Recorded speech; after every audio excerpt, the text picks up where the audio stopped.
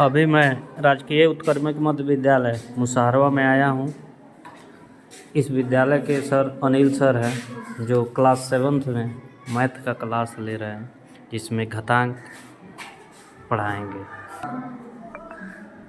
समान आधार से अलग अलग घात का गुणन हो चाहे भाग हो, उसको कैसे करेंगे उसका हम पहले नियम देख लेते हैं। सपोज ए है, इसकी पावर में क्या है m है, और फिर इसका गुणा मान लीजिए a की पावर में n है। इसका मतलब आप समझ रहे हैं इसमें क्या है कि आधार सेम है बट इसका घात अलग अलग है। अगर ये गुणा में होता है तो इसमें क्या होगा, आधार जब सेम है तो ये आधार सेम यहाँ पे आधार आ जाएगा और जो घात है उसका क्या हो जाएगा प्लस हो जाएगा।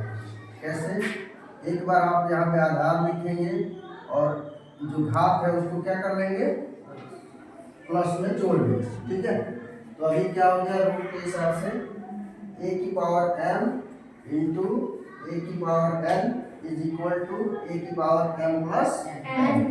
समझ गए।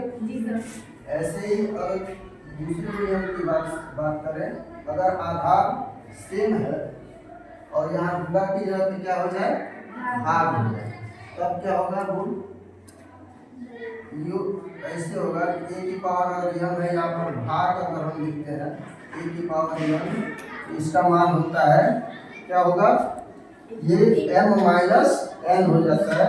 कैसे, यहाँ पर आधार एक बार ही रहेगा और m और n को यहाँ पे क्या कर लेंगे अंतर लिख देंगे, यानी m माइनस n लिख देंगे।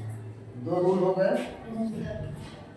इस समान आधार यहाँ पे मैं लिख दे रहा हूँ कि कौन सा सूत्र हमने यूज किया है अभी, समान आधार वाले घातांक प्रश्नों का कैसे गुणन या भागफल को हम देखेंगे, उसको यहाँ देखा गया। इसलिए मैंने यहाँ पे लिख दिया कि कौन से आधार वाले हैं, समान आधार। इसका एग्जाम्पल आप देख लेते हैं दोनों का बारी बारी से। पहले का एग्जाम्पल देख लेते हैं।